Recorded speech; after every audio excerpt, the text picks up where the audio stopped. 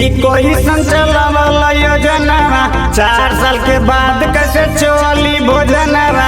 मोदी जी कोई संचलवा योजना 4 साल के बाद कैसे चली भोजनवा। पागनीपत योजना चलावला बेकार में, जॉब नहीं मिले युवा डाले अंधकार में।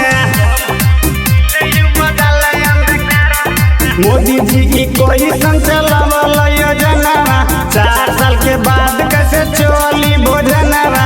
मोदी जी कोई संचलवा योजना 4 साल के बाद कैसे चली भोजनवा। पागनीपत योजना चलावला बेकार में, जॉब नहीं मिले युवा डाले अंधकार में।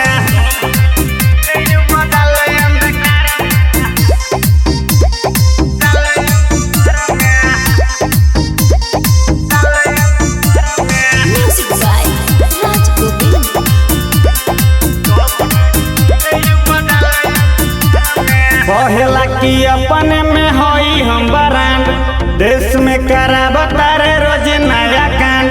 पीएम होबे तो निशा शरम करी जी, देश के माहौल गरम करी जी। पागनीपत योजना चलावला बेकार में, दंगा फसाद रोज होता बिहार में। मोदी जी कोई संचलवा योजना 4 साल के बाद कैसे चली भोजनवा। मोदी जी कोई संचलवा योजना 4 साल के बाद कैसे चली भोजनवा। पागनीपत योजना चलावला बेकार में,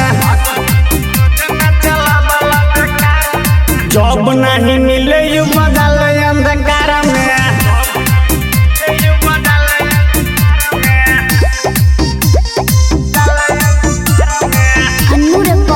स्टूडियो म्यूजिक बाय राज गोविंद।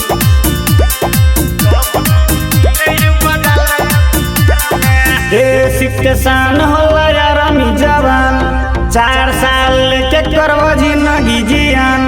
इंदल उजाला बाटे परेशान, तू ही बतावा मोदी करी कोना काम। पागनीपत योजना चलावला बेकार में,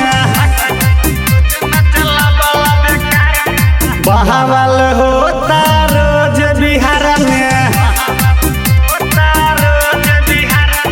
मोदी जी कोई संचलवा योजना 4 साल के बाद कैसे चली भोजनवा।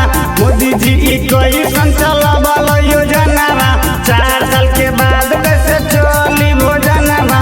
पागनीपत योजना